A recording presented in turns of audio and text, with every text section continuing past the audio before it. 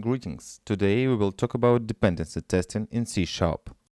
Let's imagine that our string reverser is being actively developed and the ability to load data from the file system is announced in the next version, but within a separate file reverser class.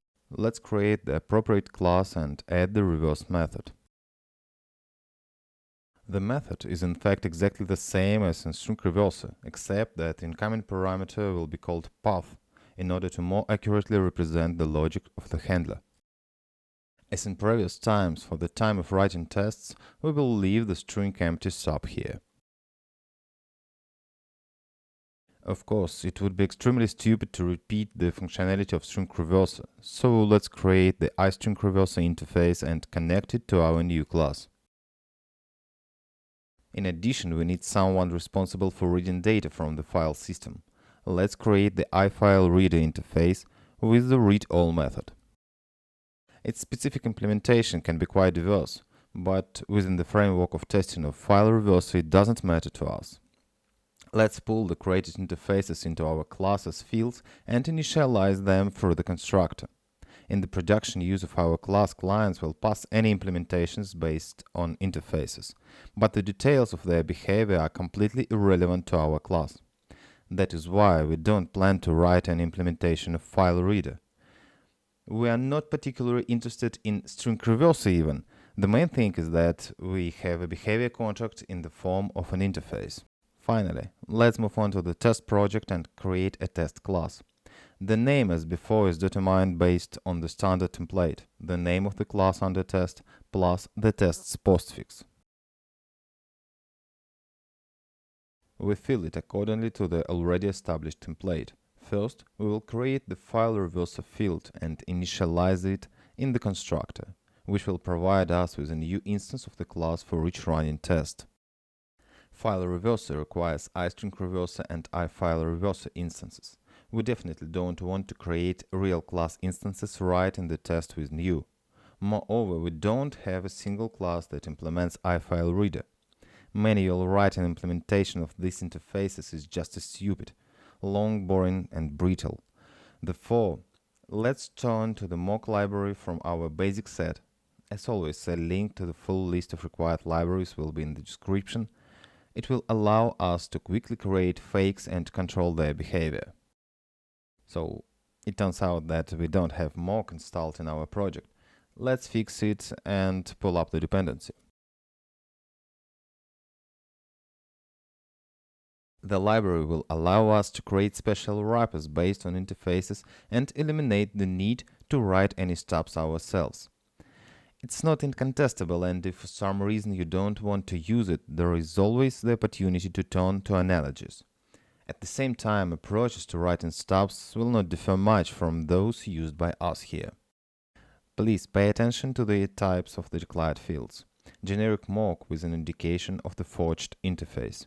You can choose any names, there are no special rules here. It's customary in some teams to use the postfix mock in the names, emphasizing the type and purpose of the field. But, to say the truth, I consider this approach to be completely outdated and use standard names. Okay, by tradition we initialize them in the class constructor. We will talk about behavior strict in a minute, but for now let's pass the required dependencies to file reverser. It should be noted that string reverser is not an instance of the iString reverser class, but a wrapper with behavior control methods. The fake object lies inside under the name object. This is what we pass to the file reverser constructor. Okay, now at least our code doesn't produce errors. Finally, let's move on to writing a test. The name follows the traditional template, the name of the method plus an explanation of the meaning of testing.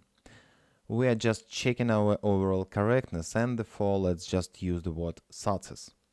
Yes, in this case, in my opinion, it would be more appropriate to use fact and not theory, simply because we will test in fact not data and their transformation, but the correct call of handlers. First of all, we have to define the variables that we will need. The readAll method takes a file path as an argument. It would be better to make it dynamic and not manually write all sorts of meaningless constants. but we are going to talk about auto-generation in one of the following videos, so for now we have to do manual definition. Of course, it could be possible to enter path as a parameter in the method and set it to inline data, but I don't see any point in repeating the same value line by line, and therefore we just create a path variable. The second important variable is the content of the file. Yes, we don't pass it directly, but file reverser will get some value from iFileReader and pass it to iStringReverser's reverse method. Therefore, let's create a variable data. Again, I see no reason to produce inline data. The circumstances of the test, in fact, don't change.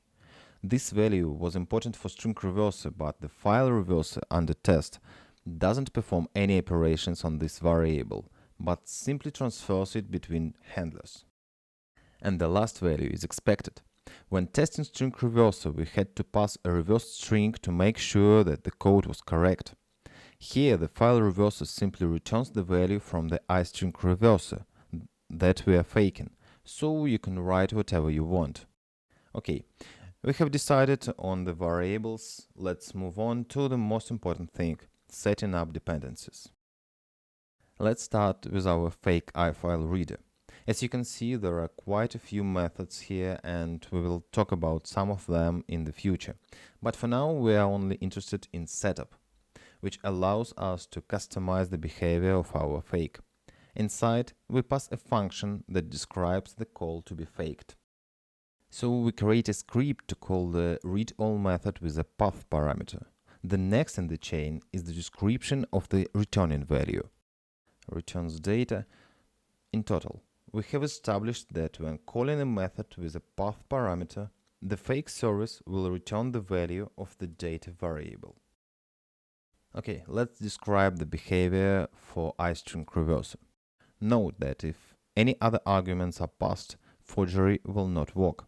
This behavior acts as an additional check. We know for sure that if the service is called, then it is called with the correct parameters. That's it. The preparation is over. And then everything is standard. We call the method under test and compare the result with the expected value. Let's run the tests. Of course, the tests are red because the method always returns an empty string. Let's go back to the class under test and add the correct implementation. There is definitely nothing interesting in the implementation itself. We call the readAll method, passing the path variable.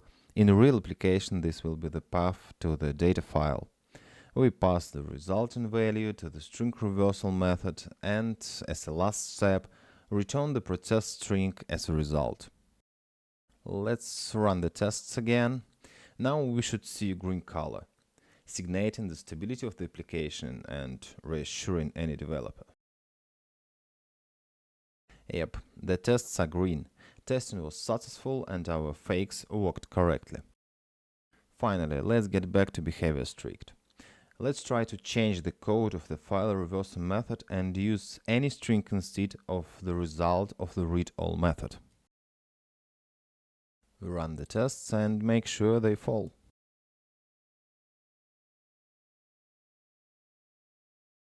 As we can see in the error text, the system complains that the readAll method was called with a value not defined in the fake. But what would happen if we remove behavior strict?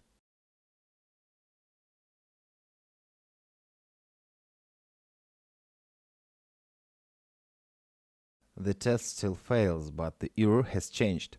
As you can see now, the problem is already in the reverse method, to which the null value was passed. Where did it come from? In the absence of behavior strict, our fake ignored the fact that there is no setting for the wrong text call, and simply returned null. This behavior can sometimes confuse even an experienced developer. Even now, looking at the error, it doesn't seem obvious where null came from. In more complex code, it will be much more confusing. Therefore, the general recommendation is to always use behavior strict, so that if we unwittingly forget to configure the behavior of some method, we notify it about it immediately and not indirectly from null reference exception or strange code behavior. That's it. If you have any questions or difficulties, feel free to write comments. Also, now you can directly write to me on the site, link in the description. And thank you for your attention.